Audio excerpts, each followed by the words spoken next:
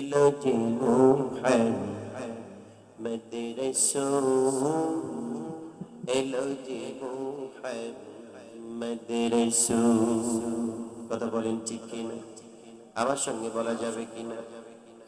একসঙ্গে বলি, লক্ষ চাঁদে আলো হয়ে এলো যে মুহাম্মদ। জোর আসছে আপনাদের? জোর আসছে কি? একসঙ্গে পড়ি, লক্ষ চাঁদে আলো হয়ে এলো যে মুহাম্মদ রাসূল, এলো যে মুহাম্মদ রাসূল। সেই নূরেরই রৌশনীতে চাঁদ সিতারা হইয়া কোন এলো যে মুহাম্মদ রাসূল। জোরে লক্ষ চাঁদে আলো হয়ে এলো যে মুহাম্মদ, জোরে এলো যে মুহাম্মদ। মায়া মেনার নয়ন বাণী, উপজাহানের শ্রেষ্ঠ ধ্বনি, ঠিক কিনা? মায়া মেনার নয়ন বাণী, উপজাহানের শ্রেষ্ঠ ধ্বনি। রামের প্রাসাদ পূর্ণ যশে, রামের প্রাসাদ পূর্ণ যশে, সেই নামেরই ফুটিলে ফুল এলো যে মুহাম্মদ রাসূল। লক্ষ চাঁদে আলো হয়ে এলো যে মুহাম্মদ রাসূল, এলো যে মুহাম্মদ রাসূল। খারাপ লাগতেছে আপনাদের? বলেন, আসলে যেদিন এই ধরাতে হাসলো ডিগ্রি ঘোর প্রভাতে, মারহাবা। আসলে যেদিন এই ধরাতে হাসলো ডিগ্রি ঘোর প্রভাতে, সৃষ্টিরাজি উঠল মেতে, সৃষ্টিরাজি উঠল মেতে, বন্ধ ছড়াই জীব কোনি এলো যে মুহাম্মদ রাসূল, এলো যে মুহাম্মদ। লক্ষ চাঁদে আলো হয়ে এলো যে মুহাম্মদ রাসূল, এলো যে মুহাম্মদ রাসূল, এলো যে মুহাম্মদ রাসূল, এলো যে মুহাম্মদ রাসূল। মারহাবা কর। আল্লাহ পাক রব্বুল আলামিন বলেন, আমার জমিনে যে জায়গায় কোরআনের কথা হবে, যে জায়গা থেকে কোরআনের আঞ্জাম দেওয়া হবে, কোরআনের দর্শ দেওয়া হবে, ওর থেকে ভালো কথা, ওর থেকে সুন্দর কথা আর কোনো কিছু করতে পারে না। আল্লাহ সুন্দর করে বলেন, ওয়ামান আহসানু কওলান মিম্মান দাআ ইলাল্লাহ।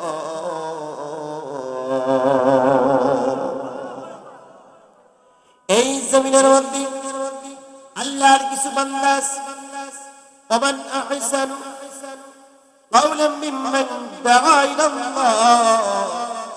আল্লাহর কিছু বান্দা আছে, তাদের থেকে সুন্দর কথা, তাদের থেকে ভালো কথা আর সত্য কথা কি হতে পারে? যে বান্দাগুলো আল্লাহর দিকে মানুষদেরকে ডাকে। সুবহানাল্লাহ। বন্ধ করাবেন।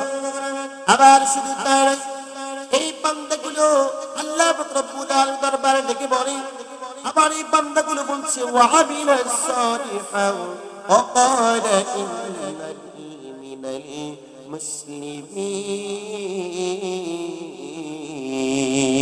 মুসলিমিন। এই বান্দাগুলো আবার বলে, বান্দারে তোমরা সকলেই সৎ কাজ করো, ভালো কাজ করো। সৎ কাজের দিকে মানুষদেরকে ডাকে, ভালো কাজের দিকে মানুষদেরকে ডাকে। আবার এই বান্দাদেরকে বলে, ফাকালা ইন্নানি মিনাল মুসলিমিন, আমি একজন খাঁটি মুসলমান। সুবহানাল্লাহ। এর থেকে ভালো কথা আর কি হতে পারে?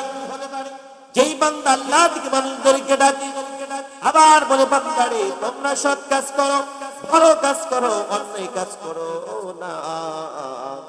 শুধু তাই না, আবার বলে আমি একজন মুসলমান। ফাকালা ইন্নানি মিনাল মুসলিমিন, আমি একজন প্রকৃত মুসলমান। আল্লাহু আকবার। এর থেকে ভালো কথা হতে পারে না, এর থেকে সুন্দর কথা আর হতে পারে না। কিন্তু মানুষ এটাকে সারা দিন, ওনাটাকে মানুষ সারা কি দেয়? দেয়।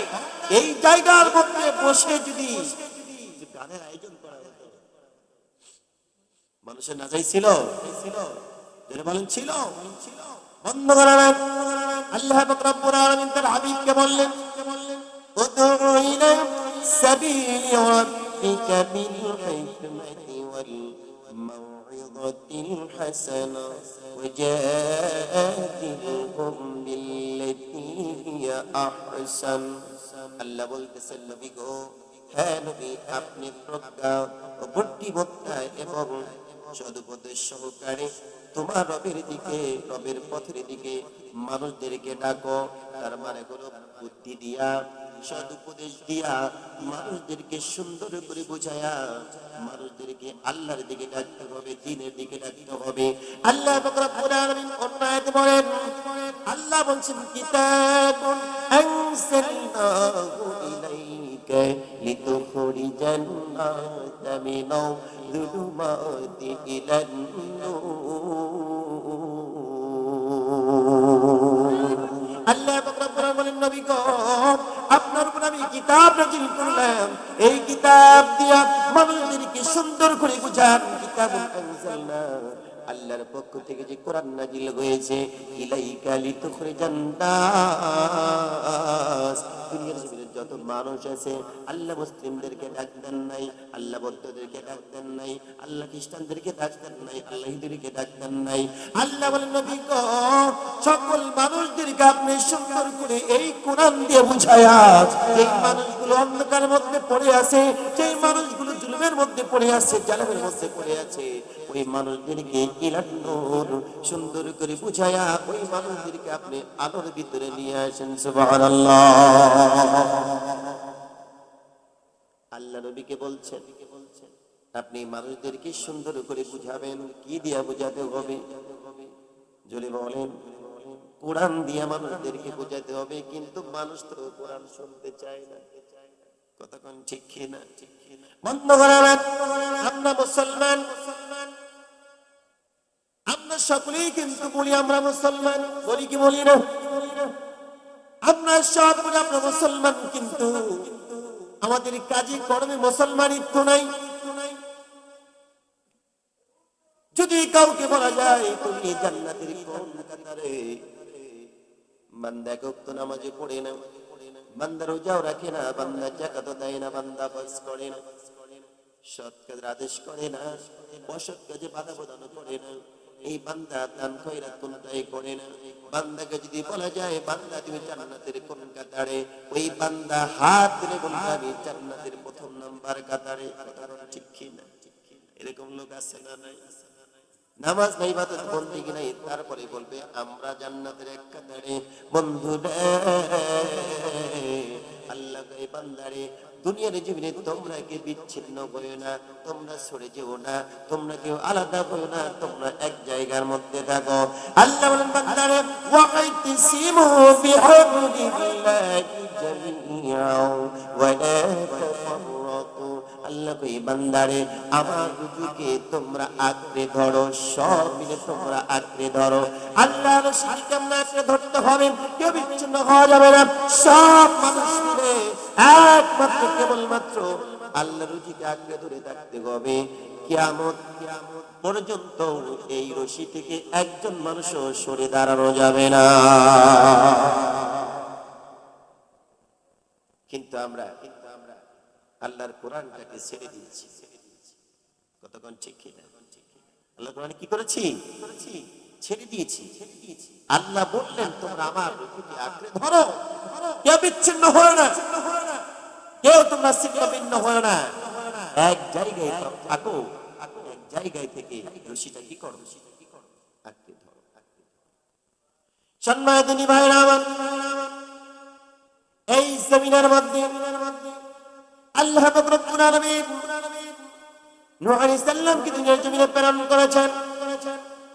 যেই দিন তাকে দিয়েছেন শারআ আলাইকুম মিনাদ দ্বীন, আল্লাহ পাক রব্বুল আলামিন প্রত্যেকটা নবীকে যেই দিন দিয়েছেন, প্রত্যেকটা নবীকে একই দিন দিয়ে আল্লাহ পাঠিয়েছেন।